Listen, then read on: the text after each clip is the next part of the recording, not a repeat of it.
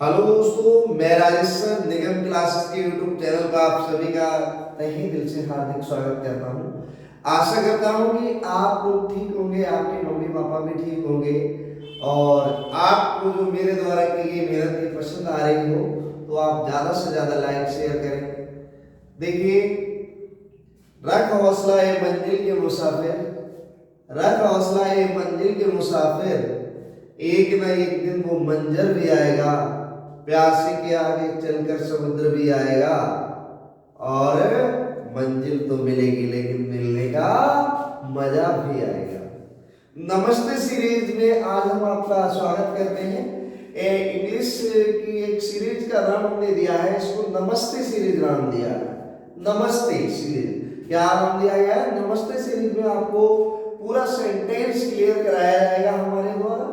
और आज जितने भी हमारे साथी, हमारे स्टूडेंट, हमारे बच्चे जो भी सीखना चाहते हैं वो हमारे साथ ट्रांसलेशन सीखेंगे और ट्रांसलेशन में आपको हम बताएंगे आज अच्छे अच्छे वो ट्रांसलेशन जो आप जिनमें क्या करते हैं, परेशान हो जाते हैं कि भाई इसका करता नहीं समझ में आ रहा है, ये क्या है। तो सबसे पहली बात हम करेंगे, ज्यादा क्योंकि सीधा बात करते हैं और सीधी बात करते हैं तो ज्यादा देर न करते हुए सबसे पहले हमने इंट्रोडक्शन आज इसका करा देते हैं इंग्लिश का, तो थोड़ी बात तो करनी पड़ेगी। हमने बताया था sentence is the mother of English speaking, mother of English जननी है sentence. Sentence, parts of speech और वोकैब, ये तीन चीजें जो बच्चे क्लियर कर लेंगे उसके लिए nothing is impossible in English, कोई भी चीज असंभव नहीं होगी इंग्लिश के अंदर। फर्स्ट ऑफ ऑल ये मेरे ग्रामीण अंचल से कुछ बच्चे जुड़े हैं, थोड़ी आवाज इस तरह से ओल्ड हो चुका है, कल इसीलिए आपकी वीडियो नहीं डल पाई थी, तो आवाज थोड़ी अलग तरीके की आई, तो उसके लिए कहीं पर त्रुटि मिले तो मैं क्षमा प्रार्थी हूँ। तो इसमें ग्रामीण अंचल से भी बच्चे देखेंगे, बाहर के भी बच्चे देखेंगे, और बच्चे ट्रांसलेशन नहीं कर पाते तो आए मेरे साथ जुड़े और देखें। तो सबसे पहले आज हम बताएंगे प्रयोग, किसका बताएंगे, तीन चार प्रयोग बताएंगे। अब हमने बोला कि सर्दी की रात थी, हमने ये बोला सर्दी की रात थी, रात थी। इसको इसको हम ट्रांसलेशन करेंगे, इसको हम ट्रांसलेशन करेंगे सर्दी की रात थी। अब कुछ बच्चे क्या लिख देंगे, विंटर वाज नाइट, लेकिन it is a truly A wrong. कुछ हमारे बच्चे इसे वो सोच रहे होंगे कि ये गलत है, मैं होश आवाज में लिख रहा हूँ, ऐसा कुछ नहीं गलत है क्योंकि इंटरोगेटिव अभी नहीं बता रहे हैं। तो क्या है कि हम जो है सर्दी की रात थी, इसको हम जब ट्रांसलेट करेंगे, क्योंकि एक साथ में किसी पे पहले किसी पे 10 किलो का वजन धरो, फिर उसे 15 किलो का वजन धरो, फिर 20 किलो का, फिर 50 किलो का, फिर 1 कुंटल का, तो ऐसे करके ठीक रहता है, एक साथ में उसे महारत हासिल नहीं कराना।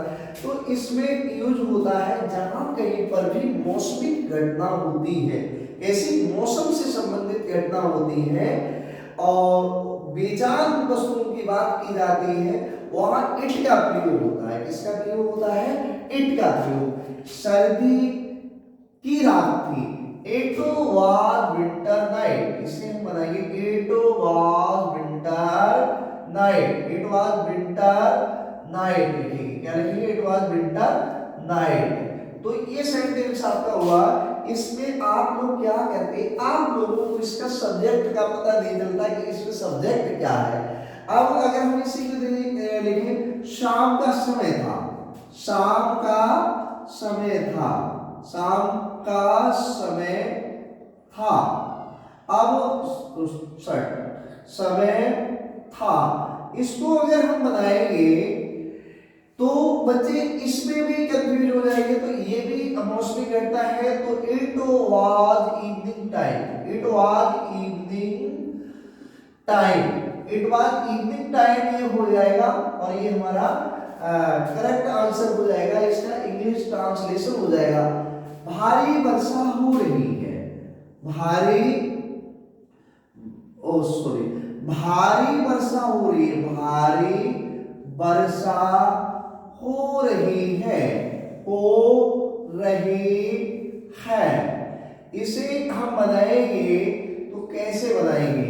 तो हम लिखेंगे इट इज हैवी रेनिंग। कैसे लिखेंगे? इट है या था ने तो आज लगा दिया, it is heavy raining, heavy raining, raining लगा दोगे, इट इज हैवी रेनिंग, भारी वर्षा हो रही है। अब आप लिखेंगे कि जैसे हमने लिखा अगला सेंटेंस, अब यहां से यूज ऑफ इट के 3 सेंटेंस बताएंगे, यूज ऑफ इट, और इसके बाद में हम कुछ चेंज करेंगे।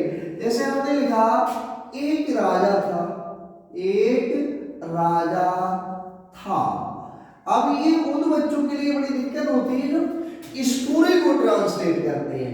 ट्रांसलेशन के समय तो उन्हें दिक्कत नहीं होती है, लेकिन अगर स्टोरी आती है, 10th क्लास में एक आती है स्टोरी, 12th क्लास में आती है, वहां ऐसे सेंटेंस दिए जाते हैं, तो वो बच्चे सोचते हैं आवाज किंग। तो ये बताओ, ये कोई बात हुई आवाज किंग? ये कुछ नहीं हुआ। तो अब वो यहाँ पर ये नहीं ढूंढ पाते हैं कि ये क्या है। जैसे जब कभी कोई चीज जब कहीं पर थी, तो ऐसे समय में हम किसका यूज करते हैं? देयर का, इसका सब्जेक्ट बनाते हैं देयर को। देयर वाज अ किंग, क्या बनाएंगे? There was a king. और बच्चे देयर वाज अ किंग, ये से गलत कर देते हैं बच्चे। अब उसने एक ऐसे लिख दिया सेंटेंस, हमारे गांव में एक मंदिर है। क्या लिख दिया? हमारे गांव में, हमारे गांव में एक मंदिर है, गांव में एक मंदिर है, एक मंदिर है, हमारे गांव में एक मंदिर है। इसे हम कैसे लिखेंगे? इसको जब ट्रांसलेट हम करेंगे हमारे गांव में, there is a temple in my place, ऐसे ऐसे बनाएंगे। देखो यहां से देयर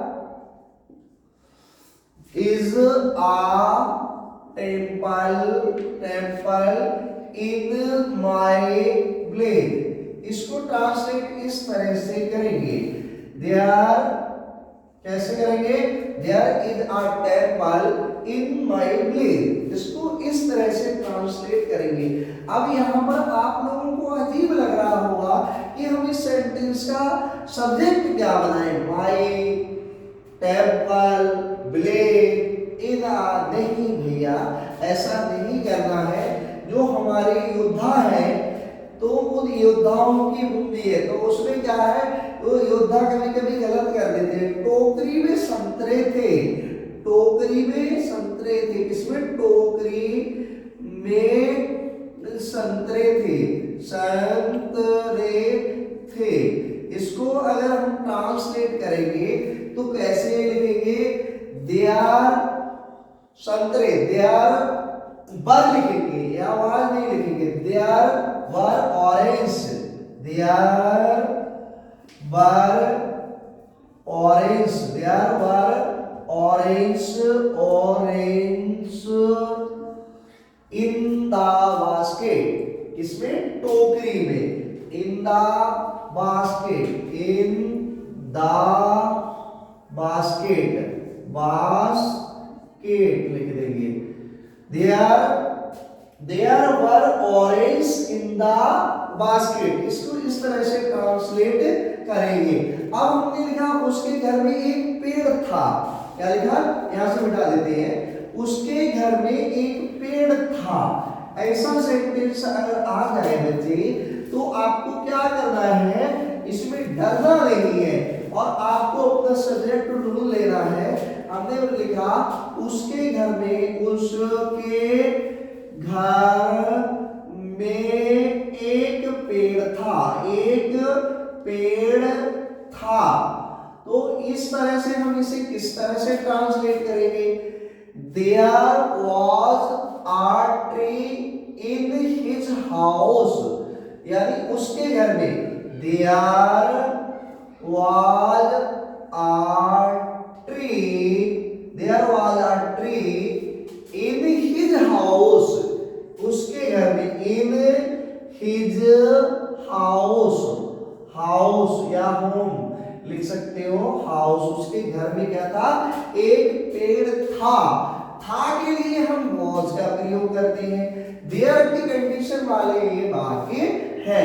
अब कहीं कहीं पर ऐसे सेंटेंस दे दिए जाते हैं, नंबर आप डालते चलना, अब मुझे सोने दो, अब मुझे सोने दो, मुझे सोने दो, या अब मुझे सोने, स्लीपिंग वाला सोने दो। अगर कहीं पर दो, दे ये आ जाए लास्ट में, या सीधा आपको इंपरेटिव की भाषा याद होनी चाहिए कि ये सेंटेंस इंपरेटिव का है। किसका है? इंपरेटिव का। और दादी दे वाले वाक्यों में क्या होता है? लेट का प्रयोग होता है। लेट मी स्लीप नाउ, इसे हम कैसे बनाएंगे? Let me sleep now, sleep now, अब मुझे सोने दो। इस वाक्य को इस तरह से बनाएंगे क्योंकि इंपरेटिव के वाक्यों में ऐसे कोई कंडीशनल नहीं होती, ना आईएनजी रखते। अब मुझे सोने दो, लेट माने दो, मी माने मुझे, स्लीप माने सोने, नाउ माने अब मुझे सोने दो, अब मुझे जाने दो, या मुझे जाने दो। उसने बोल दिया मुझे जाने दो, मुझे जाने दो, जाने दो यानी जाना चाहता है तो उसे जाने दो। तो इसे कैसे बनाएंगे? लेट मी, जाने को क्या बोलते हैं?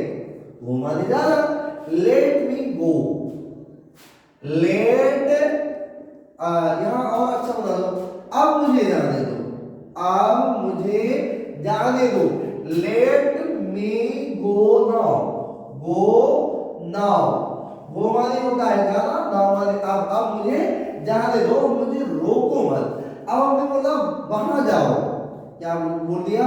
वहां जाओ, वहां जाओ, इस तरह का सेंटेंस आ गया। इस तरह का सेंटेंस, इसमें हमेशा आपका सब्जेक्ट यू छुपा रहता है। तो आप कैसे करेंगे? आप करेंगे वहां जाओ, गो देयर, गो देयर, वहां जाओ। ऐसे वाक्यों में हमेशा सब्जेक्ट यू क्या होता है? वो इन सेंटेंसों में छुपा रहता है। अब उसने बोल दिया वहां मत जाओ, वहां मत जाओ, मत, मत आते ही जाओ, इसका कुछ अलग ही हुलिया हो गया इस सेंटेंस का। वहां मत जाओ, डोंट गो देयर, इसमें इंग्लिश स्पीकिंग की भाषा में लिखेंगे डोंट गो देयर, वहां मत जाओ। तो भैया कैसी लगी है हमारी सीरीज? कौन सी सीरीज? नमस्ते सीरीज में आपको सारे सब कैटेगरी सेंटेंस बताएंगे, प्रेजेंट इंडेफिनिट टेंस बताएंगे। लेकिन हमारे जितने शिष्य हैं, शिष्याएं हैं, यानी स्टूडेंट, छात्र छात्राएं, और हमारे जितने साथी देख रहे हैं जो बड़े हैं, अच्छी कंडीशन में 12th में है, 10th में है, जो अपने आप को हमारा शिष्य ना समझना चाहते हैं, हमारे साथ के लोग देख रहे हैं, एक एक बच्चे को कम से कम शेयर करें, लाइक करें, कमेंट करें। Thank you for watching this video. नमस्ते सीरीज में आपका हमेशा स्वागत रहेगा। जब तक आपकी इंग्लिश में ग्रामर कंप्लीट नहीं होगी तब तक हम आपको नहीं छोड़ेंगे।